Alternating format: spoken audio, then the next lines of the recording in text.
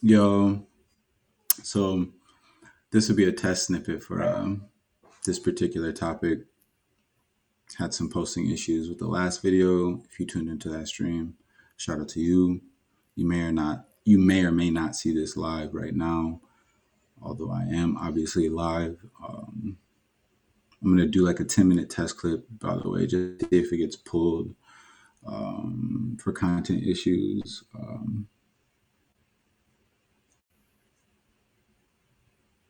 The American Free. It wasn't always obvious. In 2018, an app called TikTok came from nowhere. Back then, TikTok seemed like just another mindless app for teens, where teens and creeps would lip sync to insipid, droog-like songs. But in a matter of weeks, something changed. YouTubers, commentators, the media, TikTok became the new gold rush. To me, the app looked ugly, with a logo that didn't look quite right, but I didn't want to be out of touch. And me being curious, I eventually caved and downloaded it. And just like that, I was hooked. My mornings would be taken up by 30-second videos, my evenings stolen by the buffet of dopamine. I couldn't put it down, the endless scrolling, the constant dopamine hits. I had no control. I'd look around me, parties, gatherings, cafes, everyone was watching TikTok. I'd go online to find TikTok reaction videos on trending. I'd be bombarded by TikTok ads wherever I went. I'd walk around my city to see TikTok logos, graffiti, ads, TikTok dances everywhere. This was revolutionary. TikTok had achieved the impossible. TikTok had taken over the world. No one could escape its secret formula. Instant entertainment, constant dopamine, unlimited content, nothing could compete. TikTok was perfect. Little did I know, we were walking into a buzzsaw. Perfectly in a counterintelligence program. Perfectly.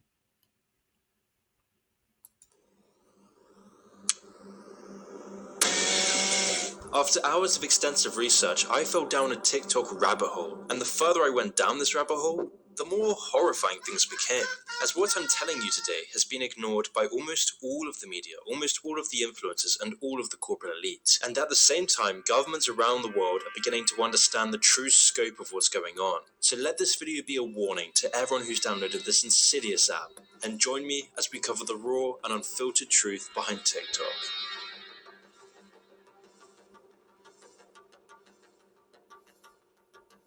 A question. Do you never want to be bored again? Do you want fame, money, to not feel left out, for success to come sooner? This is how it begins. Through tapping into your innate biological desires, TikTok has been able to achieve 3 billion downloads. But behind our addiction to this app is something sinister. Because on the back of your constant scrolling and chasing of dopamine, someone has transformed a lip-syncing app for teens into the greatest cyber threat in human history. So the question is, who? Well, to answer this, we need to go back to 2012. Back in 2012, Vine was the closest thing you'd get to TikTok. And whilst Vine was kind of big, most people fawned for Facebook, Instagram, and YouTube, because in this time, it seemed like Silicon Valley was on the verge of something great. Unprecedented societal change. We were so... It's funny how we weren't ready for such a performative app, in a sense, like physically performative, because Facebook is not that. It's just paging, obviously, but TikTok is like dance and movement oriented.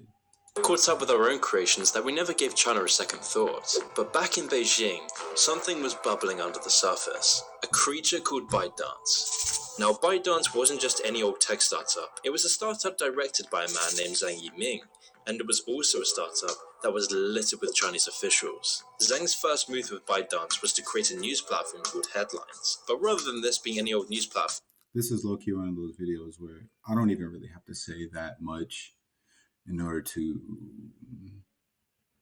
put on a front for intelligence and say, oh, make sure to QAnon and this thought.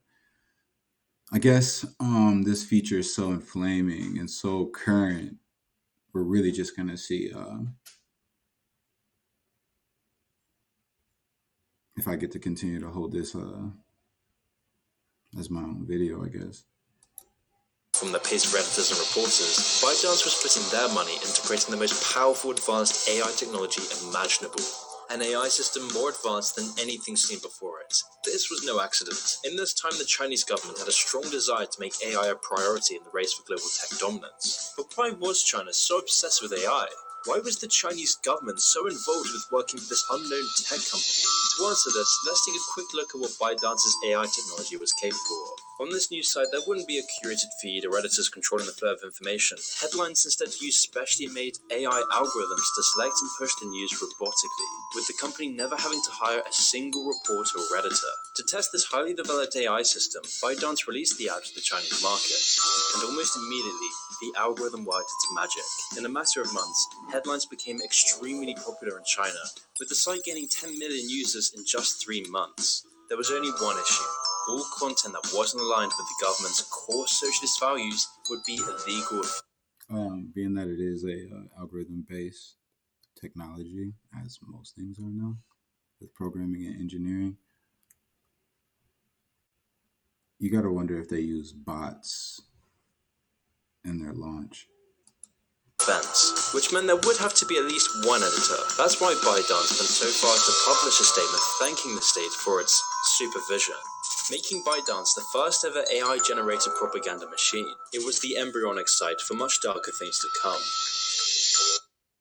HoneyBook is the one-stop shop, and I've been using them for years. HoneyBook is the hub. Every single client, every single inquiry,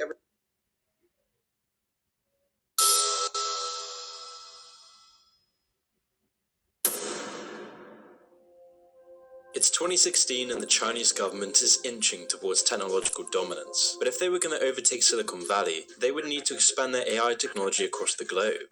Because back in the mainland, AI proved to be an incredibly effective tool for controlling the population.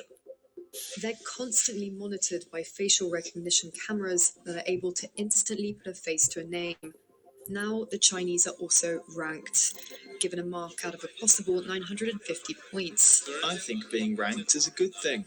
A society has to have rules. It forces us to be well behaved. It may seem scary, but it's just like that here. We're used to it. And anyway, we don't have a choice. There's a simple reason for this. By using algorithms, We're used to it and we don't have a choice. the Chinese government can connect all these data points from everything you do, using your travel records, friends, acquaintances, reading habits, and purchases, all to anticipate any political resistance. It's through these sorts of social credit scores and advanced AI technology that the Chinese government has gained a firm grip over 1.3 billion people. But what if China could use such technology outside of its own borders? What if China could move away from surveilling their own country to surveilling the globe? If they could, China would become invincible. It was in this time that the Chinese President Xi Jinping was making big efforts to grow China's cultural power, which is why Xi Jinping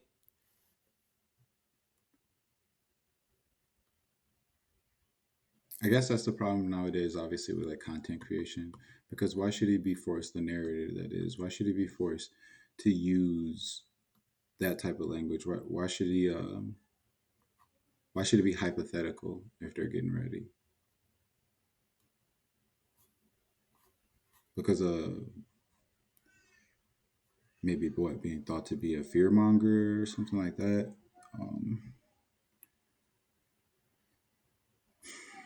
I guess the question is, should we be informing ourselves at the same rate in order to protect ourselves, in order to colloquially protect democracy?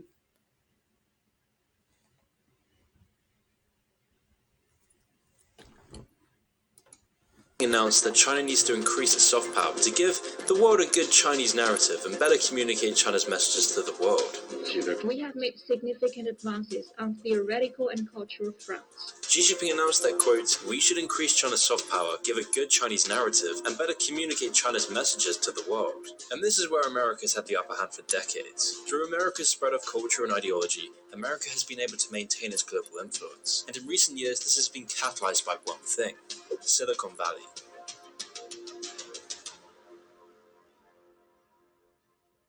So how could Chinese tech companies possibly compete with Silicon Valley, where a tiny group of billion-dollar companies have almost monopolized the entire industry? If ByteDance were going to have any chance of competing, they would first need to create something groundbreaking, something so advanced, so popular, so addictive, that people would have no choice but to download it, an app to control the hearts and minds of the global population. To take on such an enormous task, China would need to take this one step at a time. The first step was for Chinese tech companies like ByteDance and Tencent to start buying huge shares in social media sites. Sites like Reddit, Discord, and Snapchat, because this allowed companies like ByteDance to have a key role in company policy as a majority shareholder. But of course, buying shares in companies wasn't going to be enough. How could China create an app so addicting that it would outcompete every single social media site? To figure this out, they needed to test this technology in their own back door. So ByteDance's new venture would be with an app called Douyin, or in other words, the Chinese version of TikTok. ByteDance tested out Douyin to make sure Douyin.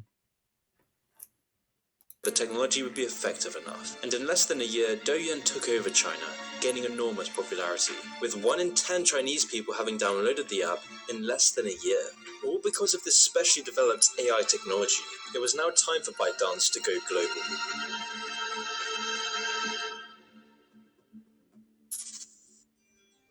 The next step for ByteDance was a sophisticated marketing campaign, spending $3 million a day in marketing alone just in the American market. ByteDance would then get celebrities to join in. It would saturate the media and advertising world. You'd even see the NBA signing a multi-year partnership with TikTok. And with the TikTok logo being stamped on every exported video, you'd then see this marketing begin to snowball. You'd see all these influencers on YouTube Shorts and Instagram posting their TikTok videos. You'd see celebrities promoting their garbage on TikTok.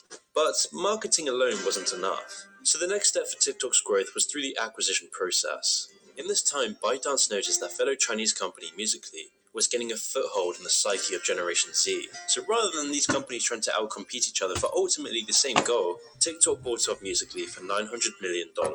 This allowed TikTok to utilize Musical.ly's core selling point, the ability to go viral.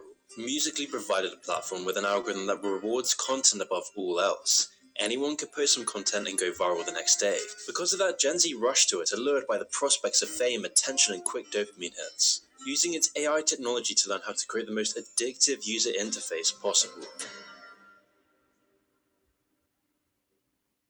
There are several core psychological techniques used to addict you. The first is short videos in and of themselves. Short. They're maybe 15 seconds or something like that. 15, 20 seconds. They're short videos.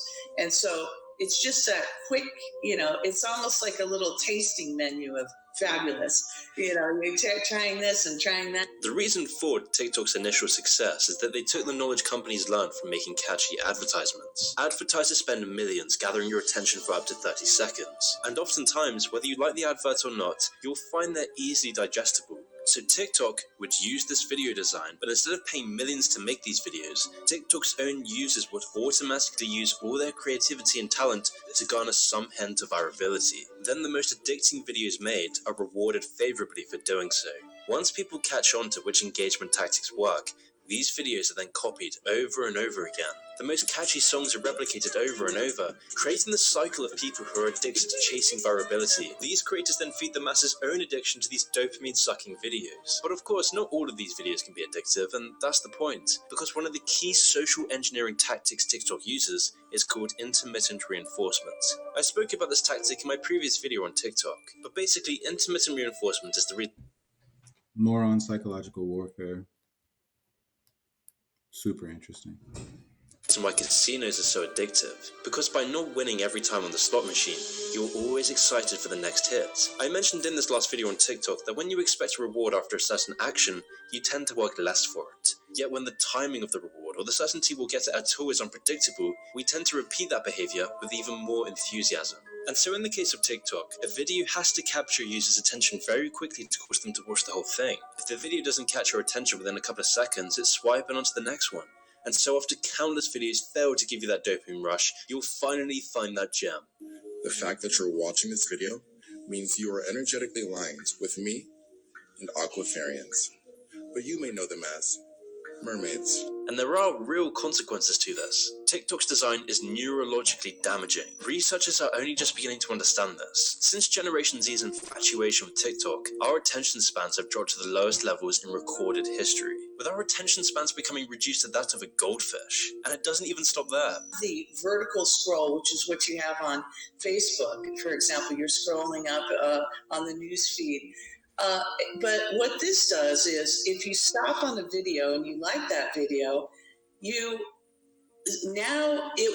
restart that video. So in a sense, you've got a horizontal scroll going on pleasurable content, and you also have a vertical scroll going. And once the pleasure begins to dry up, you continue scrolling and the pattern repeats itself, leaving you wondering where the last few hours went. And even the small stuff like where the likes and comments icons are is purposely designed so that you can't stop wasting your time on this mindless app. And when you go onto TikTok, you'll see what I mean. The likes, comments, share, and profile buttons are on top of each other. This placement makes it the most accessible for users to click on these icons. But why is this important? Well, this layout may only be saving the user microseconds of their time, but in an app that runs on quick spurts of attention, these fractions of a second hold significant weight. When you're browsing social media on your phone, the screen you're using is very small. As a result, every little inch of that screen is immensely important, since any little distraction or element that takes away from the content at hand has the potential to drive the user away. Wasting screen space is the cardinal sin when it comes to keeping users in that entertainment high. And so with this combination of musically and addictive user design and attention-sucking short videos,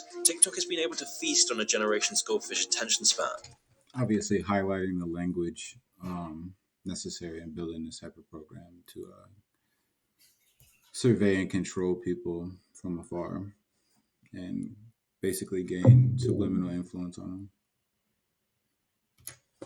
Allowing TikTok to take over the world. Because in just 3 months after its launch, TikTok gained 30 million users. But the real question is, how could ByteDance justify spending almost $1 billion on an app that only sells ads and emojis? I mean, TikTok wants you to think that hosting a few ads and selling emojis is enough to become a multi-billion company, but to anyone looking under the surface, you realize this is far from the truth. To understand where the real money is, we first need to understand the secrets behind the TikTok formula. People with ADHD save 10 hours studying with this Chrome extension. But I know I know it seems really distasteful to have these ads up. I apologize. I don't have the right subscription. So please bear with me. no, by all means, go ahead, skip the ad.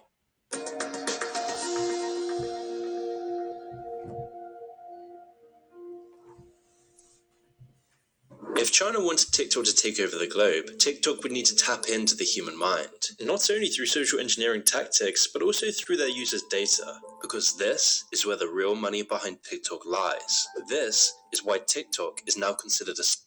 Tapping into the mind is not benign, though, in the way he's structuring that sentence. And so I know it has poetic play, but I really feel like this is a important topic. And I'm also going to go on to highlight a little bit more of the language here in another edition of this. Again, it's just a test, reactionary test with, I guess, another factor of postability. Cyber threat. And once again, it all comes back to the TikTok algorithm. Unlike Facebook, Netflix, Spotify, and YouTube, TikTok's algorithm goes one step further. Okay, has anyone else noticed that your For You page has been a little too accurate lately? It hasn't been things that I'll Google or I talk about. It's been thoughts. TikTok knows everything about us. But how does TikTok know which... That's obviously like what almost catastrophically important is sci-fi right there, that our phones are basically listening to our thoughts, a phenomenon for which I know I'm not the only person to experience in some odd way. Videos will addict you. Well, this all starts to become clear as soon as you begin reading TikTok's privacy page. A privacy page that literally admits to collecting as much data from you as possible. And what kind of data is TikTok collecting as it runs on our phones? A heck of a lot more than you would think. Right. Images, of course, that users post.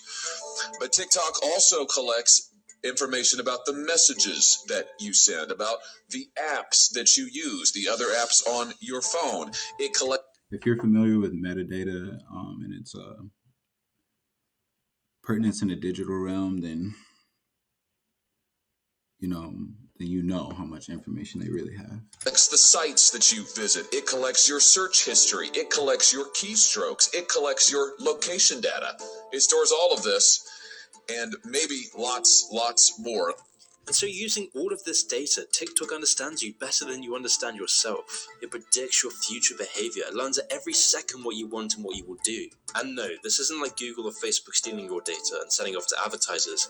This information is being used to tap into your biological hardwiring and, most importantly, to fund China's openly stated goal of world domination. Now, this may sound a little extreme. It may sound exaggerated, but I promise you it's anything but. Chinese president. I included a little bit of this type of information in the last cast, but from Nikkei Asia, a publication you can look up, Tokyo, China, has overtaken the U.S. in artificial intelligence research, setting off alarm bells on the other side of the Pacific as the world's two largest economies jockey for AI supremacy. In 2020, China topped the U.S. for the first time in terms of number of times an academic article on AI is cited by others, a measure of quality of study. Until recently, the U.S. had been far ahead of other countries in AI research. One reason, I'll just read the intro to the paragraph. One reason China is coming on strong in AI is the ample data it generates. President Xi Jinping has a dream, a Chinese dream of global dominance. 任何力量能够撼动我们伟大祖国的地位，没有任何力量能够阻挡中国。 End quote. And no force can stop the progress of the Chinese people and the Chinese nation. 人民和中华民族的前进步伐。 With this comes some new laws that coincide directly with TikTok. Since China adopted the National Intelligence Law in 2017, all Chinese citizens and companies have been under a legal obligation to help the government gather intelligence, whilst also keeping any cooperation with the government a secret. I always wonder about that. Like when people hear gathering intelligence, what do they really think? Do people think that's not a thing? Do people not associate gathering intelligence with war economy and espionage, like direct espionage, Cold War tactics? Do people really not associate that? I feel like maybe that's one of those super powerful phrases that goes in one ear and goes right out the other. And we also know that under Chinese law, TikTok, ByteDance, the parent, is required to share data with the Chinese Communist Party. Required to under Chinese law. That's not a matter of speculation. That's in the law. And it is required under Chinese law to share user data with Beijing.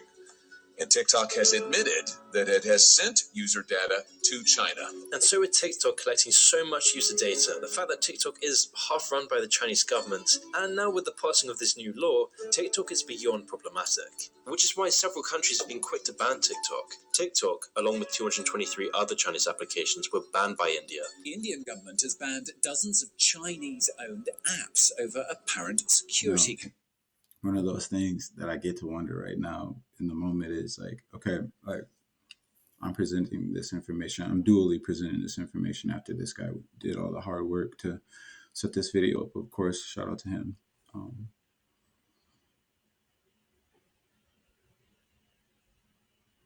Am I the bad guy? Because I'm reviewing pertinent information and I'm sharing it with what potential followers or friends of mine or nobody.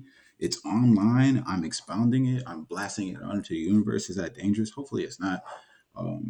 Of course, that's a mild reaction to having the initial video removed, for which I hope it was just for because I foolishly had the music on in the beginning. Again, another one of those thoughts is China being so focused on, let's say, getting ready. And, you know, we're really focused on being at odds with one another through subjugated POC thought, POC thought that is. PC culture, and just basically struggling with American tribalism. Meanwhile,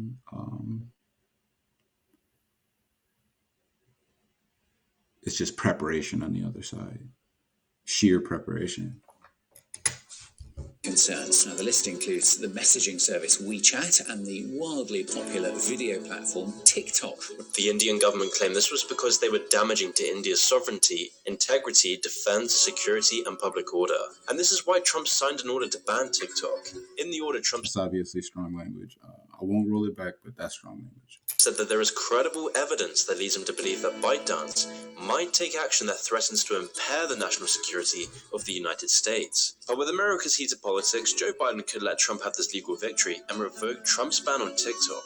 Although it wouldn't take long for Biden to realize this was a huge mistake. He literally had to admit later on that TikTok is quote. If you look in the background, you'll see blank.gov. So interesting.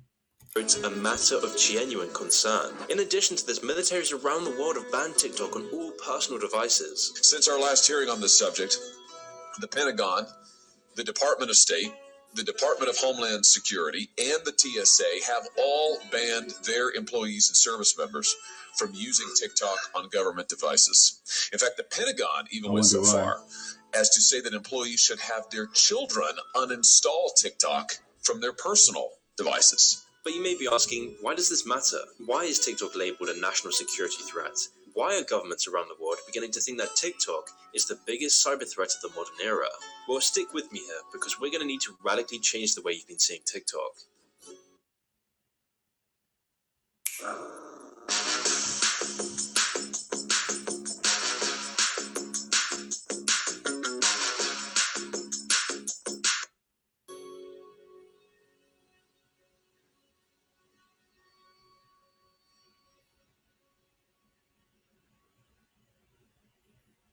The day is coming when the politicians realize that these social media platforms are picking the next president, the next congressman. They're literally picking. This is where true power in the modern day lies, because the people who control the algorithms are the people rewiring your brain. They are controlling the spread of information, they program the culture, and with TikTok now being the most downloaded app for several consecutive years, the results are becoming apparent. I'm vaccinated, caffeinated, and freshly masturbated. On the Chinese version of TikTok, all videos seen as degenerate by the Chinese government are actively removed, and yet at the same time, the algorithm promotes videos of hardworking, everyday people. Now, when they use the term degenerate, they mean it in like a societal, like people weakening way. Not as in a kinky way. Like that's like they mean it like the bad way, like the old bad way. I mean, I wonder if that's obvious. People sharing their life and work accomplishments. As you could expect, these videos are generally wholesome, upbeat, and positive, with there being a literal section on the Chinese TikTok called Positive Energy to promote the Communist Party. But in the West, TikTok promotes the exact opposite. On our version of TikTok, we're bombarded with endless insipid videos of girls shaking their ass to music, where we become obedient, placid consumers slumped open in front of screens. And this trend couldn't be better.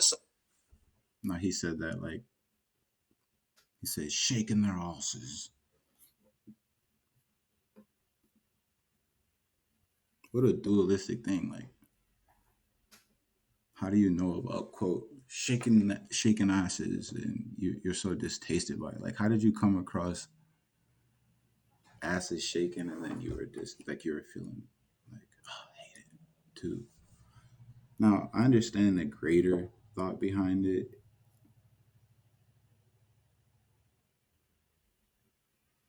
Behind TikTok, that is.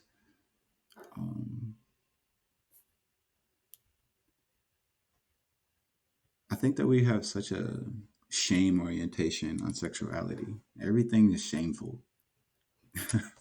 Summed up with the rise of OnlyFans. In recent years, the rise of OnlyFans has been catalyzed by the wave of TikTok videos of OnlyFans models alluring desperate, atomized, lonely simps to fork over the hard-earned cash for a virtual girlfriend experience. Top OnlyFans creators have spoken out about how TikTok has enabled them to become these hyper-affluent online stars. So today, we are going to be going over how you can use TikTok to get OnlyFans subs. No, hyper-affluent? I don't know if I agree with that. I guess like hyper affluent, because hyper would say what, I don't know, exceedingly millions, a billion. That's hyper in my opinion, because mega, right?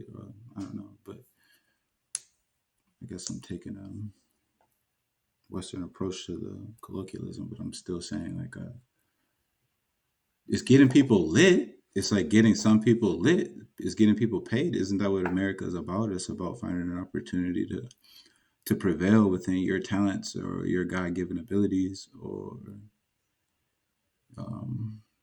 I mean, America is also built on the pillars of entertainment. So too, as an economy, like entertainment is an economy.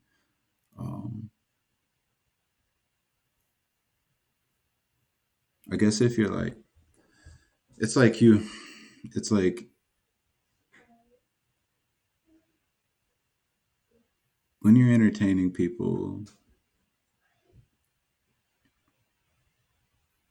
you have to be conscientious of so many things, I guess. Like there's going to be a group and a place for you to express yourself in the way that you want to express yourself, but you're still going to get shamed for it, like I said before, right?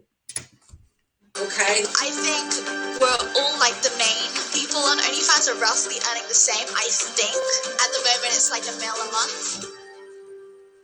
This phenomenon wouldn't be happening anywhere near as quickly if not for TikTok, where TikTok is catalyzing this wave of desperate. I also don't believe in counting other people's money like that. Like, why are you like I like the greater element of this video, not like, or I'm trying to, let's say, wrap my head around the greater element of the video where it's about another state or another union per se. I don't really think it. I think it's like that whole cuck mentality, or that I think it's like that's such a that's such a suspicious like way to be to me. Again, from that shaming space, like you clipped this video where this girl says she's making $1 million a month off Twitch because she's good looking and she's a nerd. Like, what do you want her to do? Like, that's what I just don't understand being mad at her about it, or like having it push you a certain way. What if it was your lady? If that was your lady would be lit, right? Like that's my girl. Like she lit. She online. She doing her thing. She's saucy. She's a boss lady, as they say. She's taking life by the horns. She's doing what she wants. She's essentially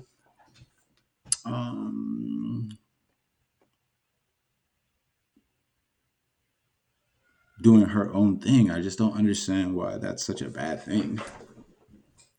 Why don't people want to see other people prevail? Like, because they figured out something, because they figured out a route that to you might not be comfortable, to you might not be honorable, to you might not be religious, to you might not be how your family does it, how your back.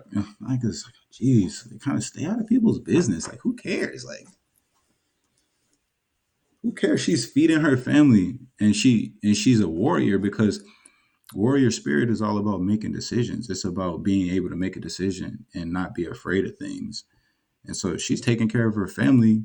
Meanwhile, people are pitting her down because of how she gets her paper.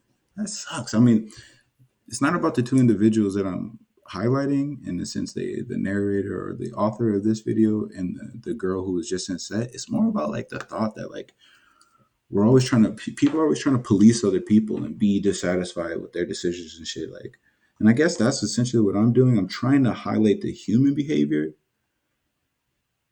What a slippery slope. What the fuck? Simps to hand over the money to these people who influence their everyday lives. And this became very apparent when a Wall Street Journal investigation on TikTok found that when you said you were 13 years old and searched for OnlyFans on the app, the algorithm would bombard you with videos about adult entertainment and drugs. The power TikTok yields over the younger generations is becoming more and more apparent. So specifically, if you're 13, is gonna send you that direction, like that's insidious. That sucks, man. It's like crazy out here. People are starting to see that through TikTok's AI technology and sophisticated algorithms, TikTok is able to create trends that radically influence the lives of so many in Generation Z. And what's scary is that so many of TikTok's core audience are barely even adults. TikTok users are being influenced into emulating these trends that are highly toxic and polluting to society. But of course, these trends are manifesting things far worse than I love that mid-century thought of like, or even I guess even mid-century, where it's like dancing is so evil, like dancing and fraternization and the evils, the thrills, the devil. That's all. That's that pre-Baptist approach. degenerate behavior. The spread of political disinformation and infiltration of Chinese propaganda is now It's just crazy that it's okay. This video is so interesting to me. I just realized it even in this take. This video is so interesting to me because it's like they're using dancing and having a good time as a warfare front, as a counterintelligence program, as something that could weaken our society, something that could successfully distract you. I mean, get a load of that. That's crazy. That's amazing. Serious concern to all of us. This first became apparent in the Western version of TikTok when pro-Hong Kong posts, anti-CCP posts, pro-Tibet content, and anything... I'm going to try to go for one or two more thoughts depending on the rhythm of the video. And then try to clip this here and try to attach the last 10 minutes to it. So let's see what we can end up with here in the last couple minutes. Spreading awareness of the persecution of Uyghur Muslims was all removed. And this concern takes a further serious turn in light of recent reports that Zhenyu Data, which has reported links to the Chinese military and intelligence networks, has collected personal details of about 2.4 million people outside of China, with pretty much all of this data being sourced from TikTok. The former editor of the Hong Kong Economic Journal wrote in a column that TikTok is reaching deep into offices and homes, shaping how Americans understand real-world events. He went on to explain that while China's move to establish physical footholds around the world was easy enough to recognize, China's, quote, soft power ambitions have been much less noticed until recently, where China is using highly developed AI soft power ambitions. Soft power ambitions. Technology and powerful algorithms to erode free speech and Western culture. It's for this reason why ByteDance has pledged to hire 10,000 censors to identify and block anti-government content. Now, I already know that some of you will think I'm fear-mongering, but when you look into China's history and current political motives... Now, with that being said, anti-government talk or speak, me personally, I mean, I think it should be obvious where I stand on this stuff, being that I live in the middle of America. I believe in being highly informed, even like on the edge of like cutting edge socially informed. You want to know the tones. You want to know the attitudes out there in the world. You want to know how people see you. You want to understand how to see other people. You want to try to weave this human connectivity a little bit tighter together. And that's all you can do is go through current understanding and try to develop that current understanding by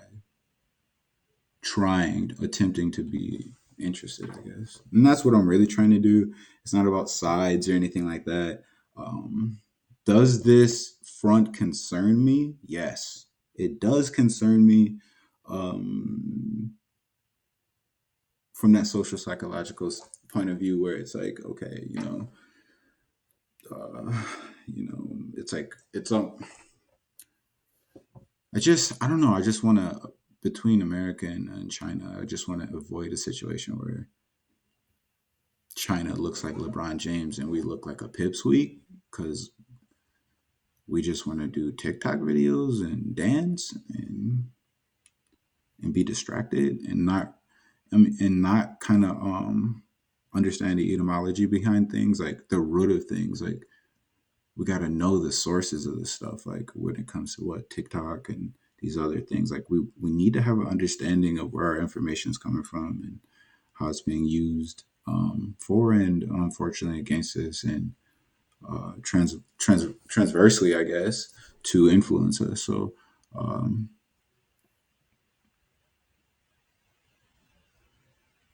strange times, like when you think about, okay, this is a year so and so and so and so right?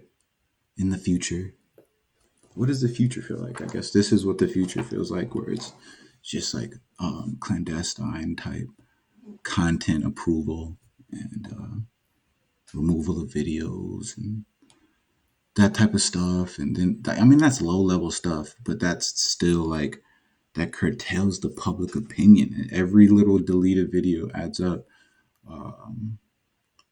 This is supposed to, this is a free sovereign society, right? Right?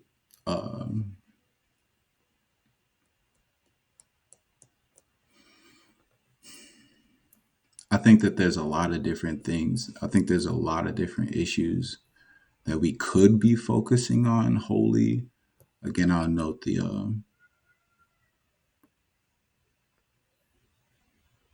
PC culture stuff and just being at ends with one another from a tribal perspective and a class perspective. What's the route? What's the segue to unification? What is being close with people? What is a better society, essentially? Because that's what I think of at root is like, okay, a better society than better people, right? Better people in the sense of respecting one another, not in like body positivity, right? Or does body positivity play a role to say, when people are feeling good about themselves, then it's easier to feel better about other people. So many of these issues are so interwoven. Boom, just like that, you could be talking about diet and how corporations do their thing to make sure you're eating certain items. The world is so obviously complex. That's the reason I'm trying to attempt to start drumming this up with people. Somebody will see it. Somebody will be interested. I'm gonna do my best to be dedicated to talking about things in a new light for people and opening up a space where people can low key get back to asking one another questions and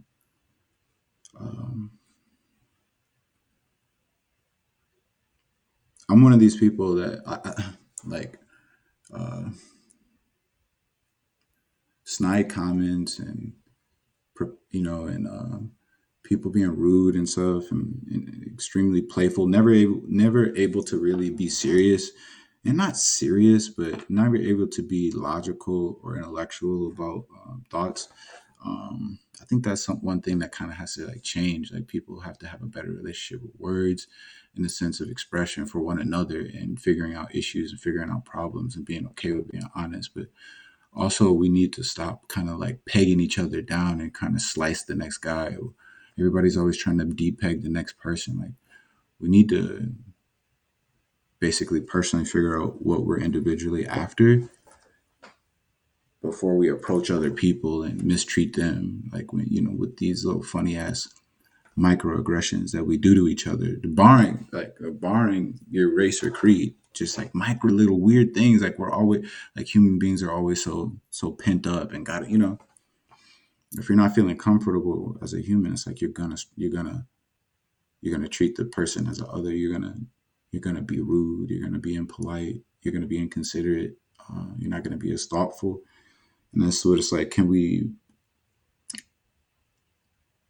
One of the other funny thoughts to this is, could we even potentially be like that in a war economy society?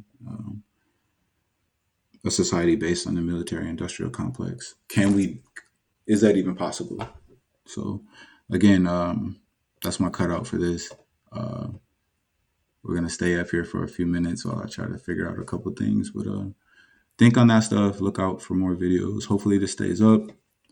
And in review of potentially pulling a video like this down to Twitch, could you please tell me at least descriptively why,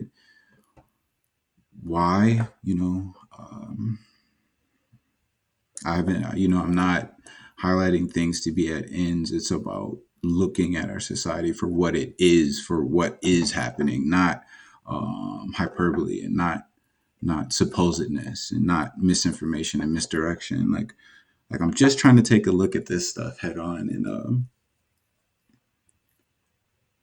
because it seems like when I bump into people are we get tagged onto logos and into thought bubbles and thought concepts and underspeak, the insidious underspeak, and that's what steers people's like opinion. It's not like an engulfed opinion, like where people are trying to develop a thought. You know, people run with a baseline definition. So, with all that being said, I haven't gotten all this whole international commerce thing and Xi Jinping thing all figured out. American thing all figured out, but I want to figure it out. I want to try to take a closer look at this shit. So, thanks for tuning in.